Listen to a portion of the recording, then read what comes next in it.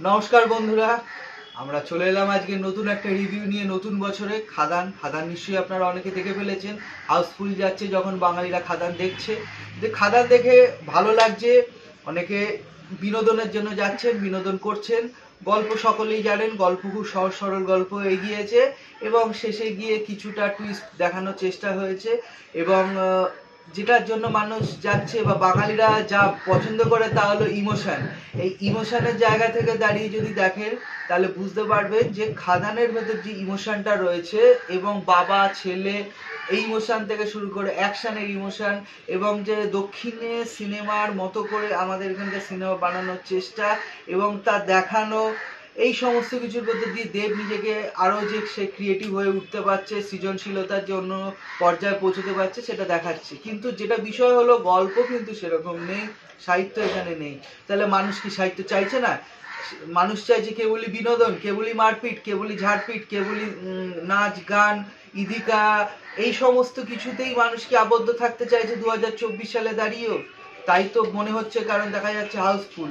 যদিও শোনা যাচ্ছে যে দেবের এগুলো অনেকটা বানানো কথা, এগুলো সব গিমিক দিয়ে ব্যবসা করছে।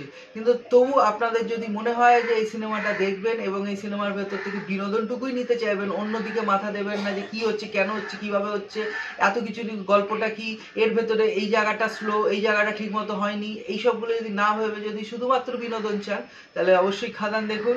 খাদান দেখতেই পাচ্ছেন কি সুন্দর এখানে অভিনয় করছে এবং কিভাবে এদের দুজনের ভেতরে যে রসায়নটা তৈরি হয়েছে এবং যিশু এবং দেবের ভেতরে যে একটা বন্ধুত্ব রয়েছে এবং সাধারণ জীবনে সেই জায়গাটা কিন্তু এখানে বিশেষভাবে ফুটিয়ে তুলেছে। এবং এরা যে এর পরবর্তী পর্ব নিয়ে আসবে এবং এর যে নতুন একটা পর্বে আমরা দেখতে পাবো এদের দুজনের বন্ধুত্ব কি করে হয়েছিল বা দেশভাগ সেই সময়কার কিছু একটা দেখাবে, এরকম একটা ইঙ্গিত আমরা শুনতে পাচ্ছি।